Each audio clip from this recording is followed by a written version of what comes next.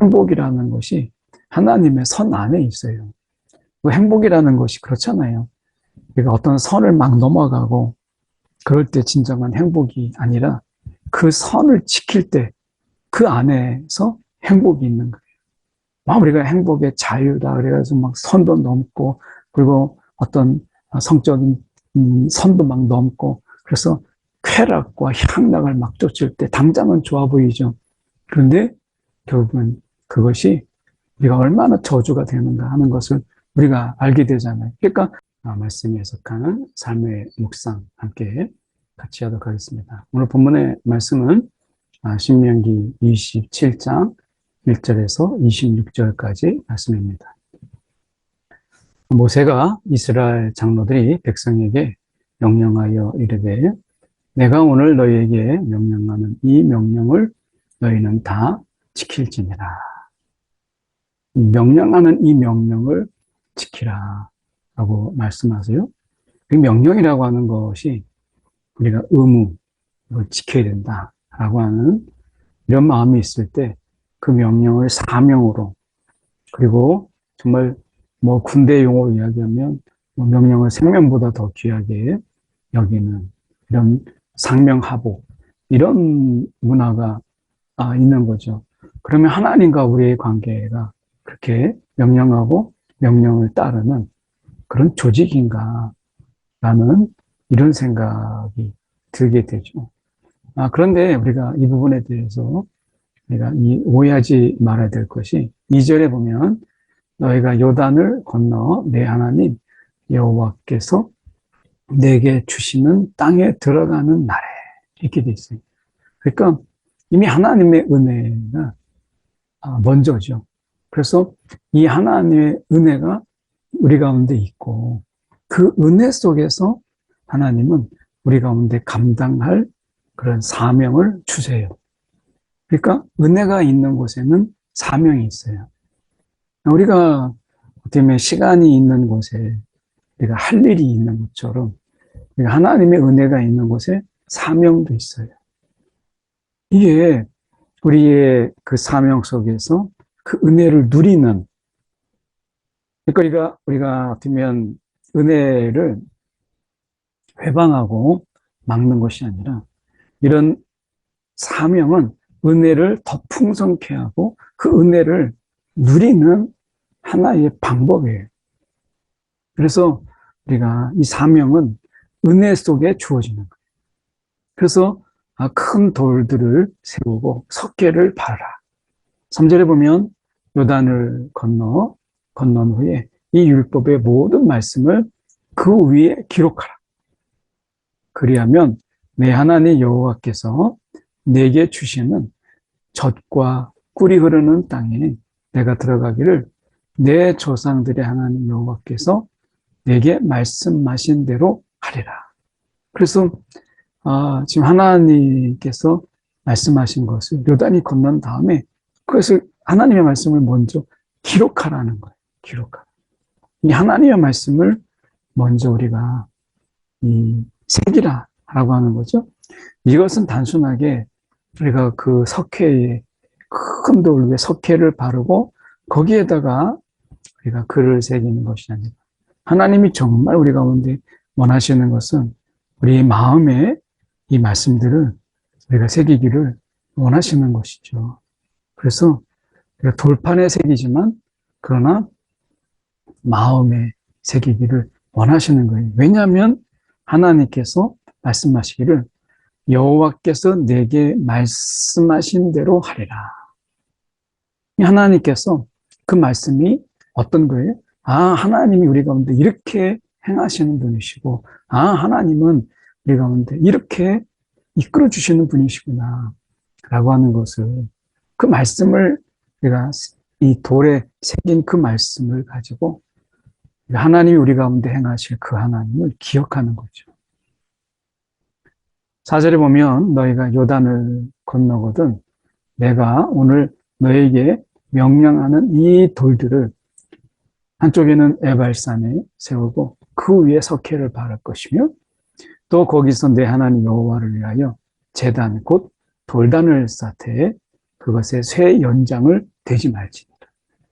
하나님의 제단을 만들 때는 우리가 돌을 우리가 가지고 해서는 안 돼요.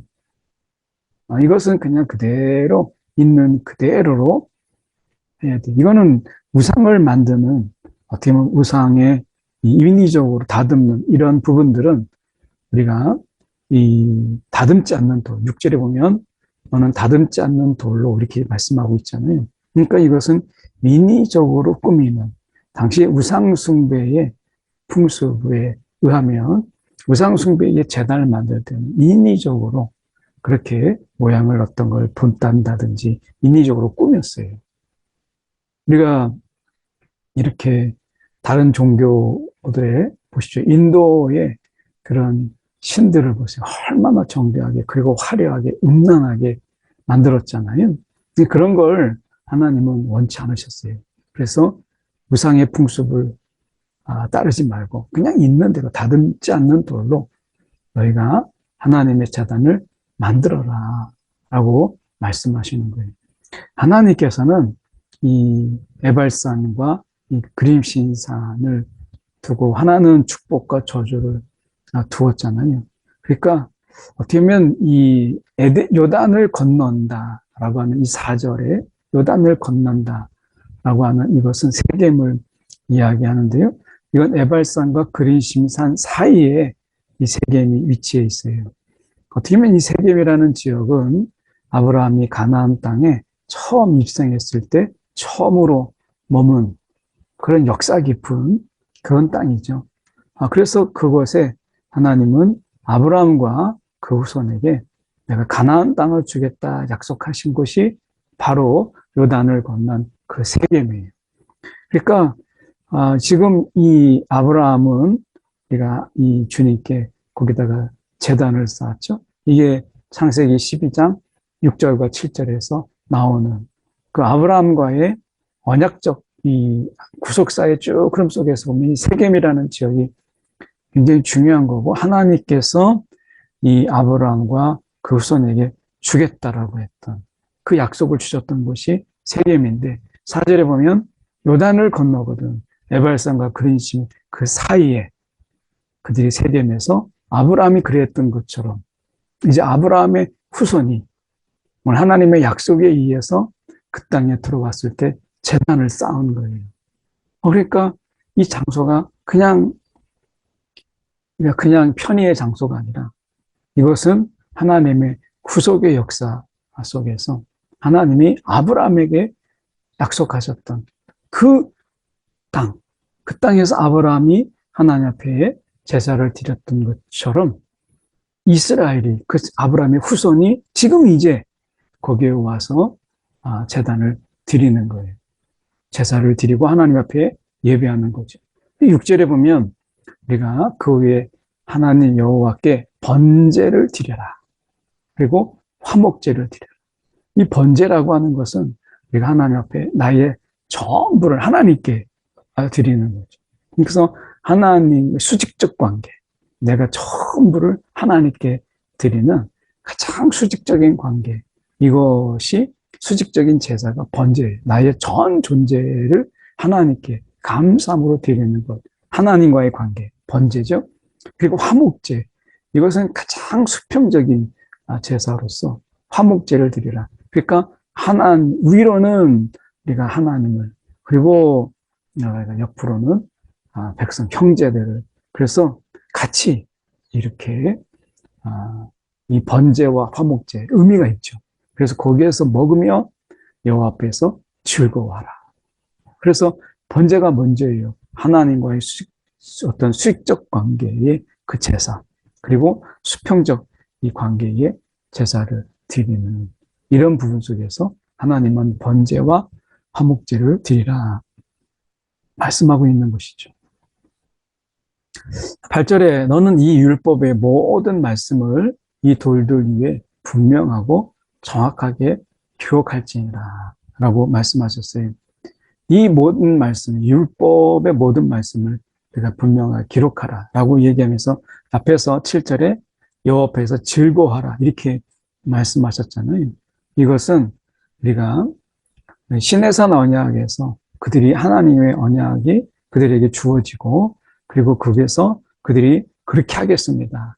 하나님은 우리의 백성이고 우리는 주님의 우리가 백성입니다. 하나님은 우리의 하나님이십니다. 이렇게 하면서 잔치를 그들이 벌였던 이런 것처럼 이제 그들에게는 이 시내산 언약의 이런 재현을 지금 보여주고 있는 거죠. 그래서 모든 말씀을 돌들 위에 분명하고 정확하게 기록할지니라. 9절에 보면 레위와 레위 제사장들이 온 이스라엘에게 말하이르되 이스라엘아 잠잠하여 들으라. 오늘 내가 내 하나님 여호와의 백성이 되었으니 이게 언약이죠. 오늘 내가 내 하나님 여호와의 백성이 되었으니 그런즉 내 하나님 여호와의 말씀을 청종하여 내가 오늘 내게 명령하는 이 명령과 규례를 행할지니라. 중요한 것은 무엇이냐면 이미 여호와의 백성이 되었다. 그러니까 이 명령과 규례를 다 지켜야 하나님의 백성이 된다. 그래야 자격을 얻는다라는 게 아니라 백성이 되었기 때문에 그 백성으로서 우리가 이 백성이 된 것은 하나님의 은혜로 된 거예요. 하나님의 선택과 하나님의 부르심과 하나님의 은혜로 된 것이죠. 그리고 그 은혜가 있는 곳에는 반드시 우리가 사명이 있어요. 그래서 우리가 행할 일들이 있는 거죠. 은혜의 누림이라고 말씀드렸죠. 그래서 내게 명령하는 그 명령과 규례를 행할지니라 라고 말씀하고 있어요.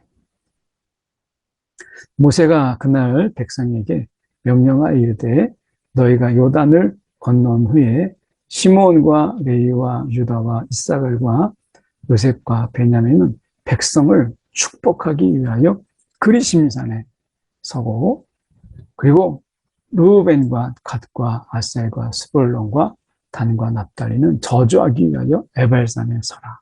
그래서 이제 그들이 에발산에 6지파 그리고 그리심산에 6지파가 있어서 이제 하나님이 말씀하시는 거예요. 아멘 아무리네요.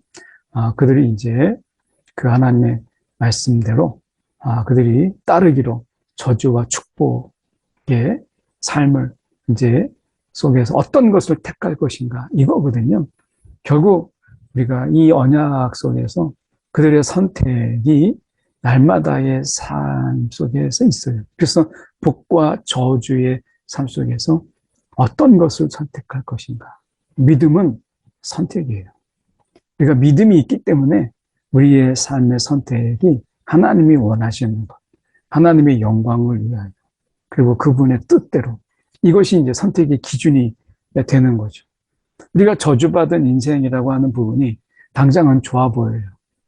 굉장히 정욕적이고 욕정이 가득하고 그리고 쾌락이 있고 향락이 있고 어떻게 보면 그 속에서 저주가 달콤하죠. 그런 의미에서 우리가 어떤 선택을 할 것이냐. 결국 신앙은 선택이다. 끊임없는 선택이다.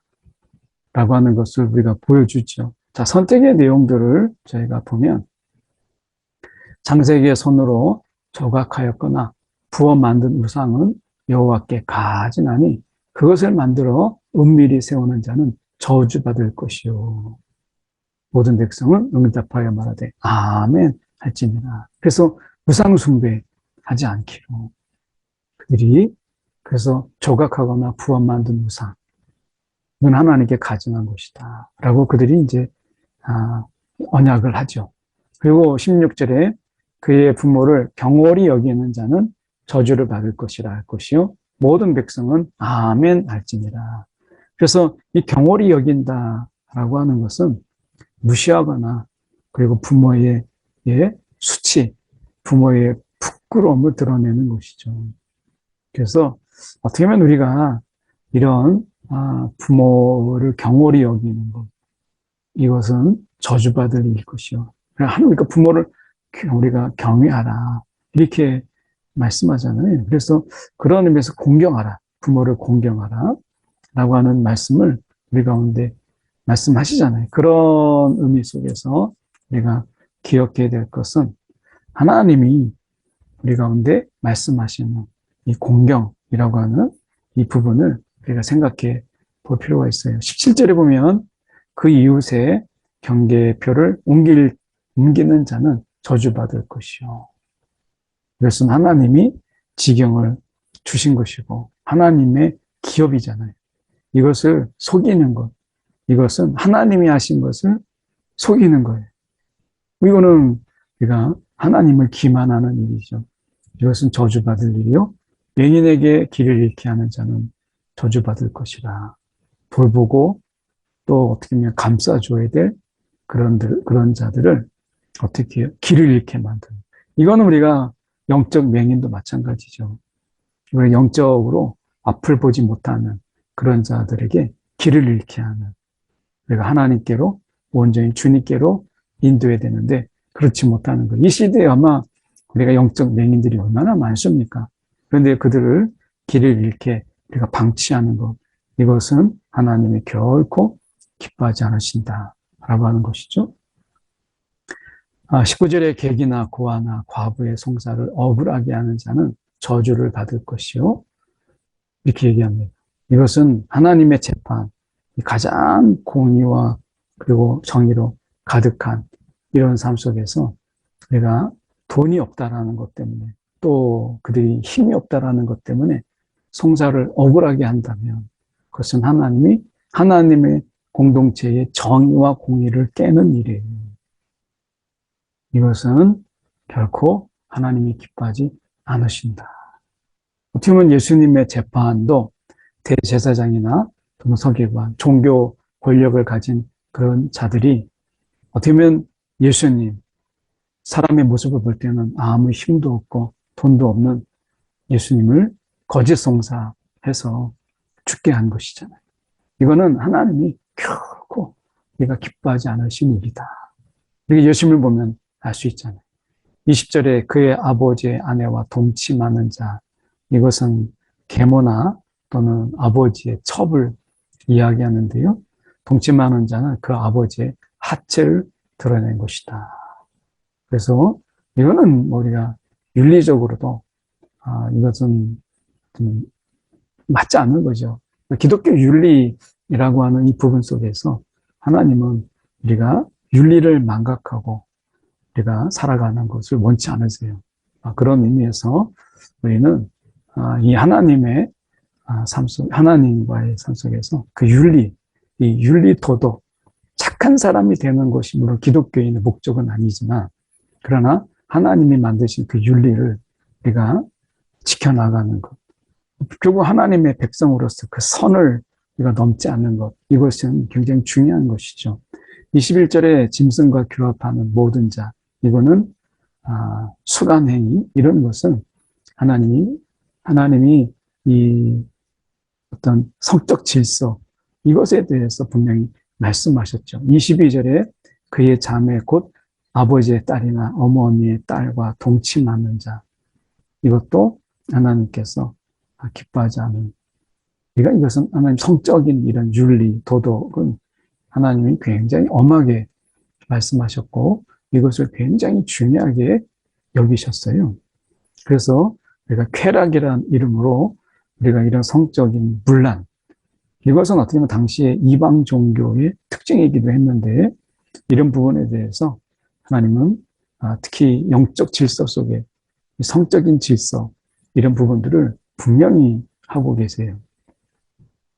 장모와 동침하는 것도 그렇고요. 이런 것들은 성적 문란 이런 것을 가져오죠. 그래서 어떤 쾌락이라는 이런 것 때문에 우리가 현대사회에서 얘기한다면 행복 추구권 이런 것 때문에 우리가 성적인 문란을 우리가 넘어가는 것, 성적인 문란을 행복이라는 이름으로 우리가 이야기한다면 이것은 분명히 잘못된 것이다 라고 말씀하시는 것입니다. 그래서 이 행복이라는 것이 하나님의 선 안에 있어요. 그 행복이라는 것이 그렇잖아요. 우리가 어떤 선을 막 넘어가고 그럴 때 진정한 행복이 아니라 그 선을 지킬 때 그 안에서 행복이 있는 거예요. 막 우리가 행복의 자유다 그래가지고 막 선도 넘고 그리고 어떤 성적인 선도 막 넘고 그래서 쾌락과 향락을 막 쫓을 때 당장은 좋아 보이죠. 그런데 결국은 그것이 우리가 얼마나 저주가 되는가 하는 것을 우리가 알게 되잖아요. 그러니까 저주를 받을 것이요 라고 하는 것, 그 자체가 이미 저주예요.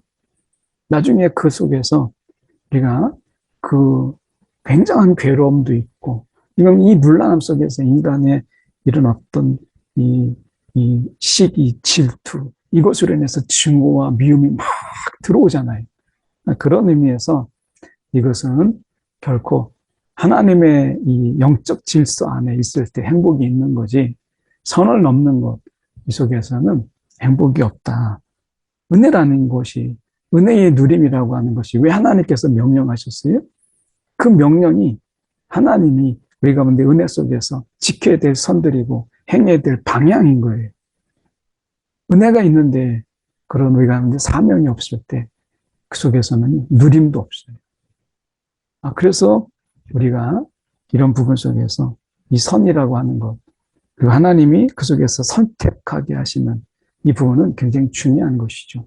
24절에 보면 그의 이웃을 암살하는 자는 저주를 받을 것이라.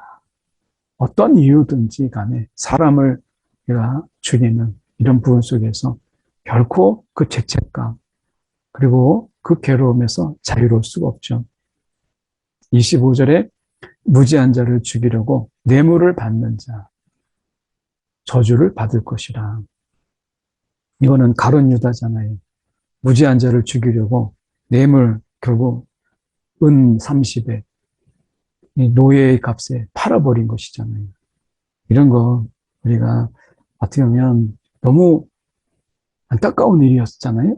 오늘 우리가 이 무지한 자를 죽게 하는 것, 이것은 정말 저주받을 일이다 라고 하는 거예요.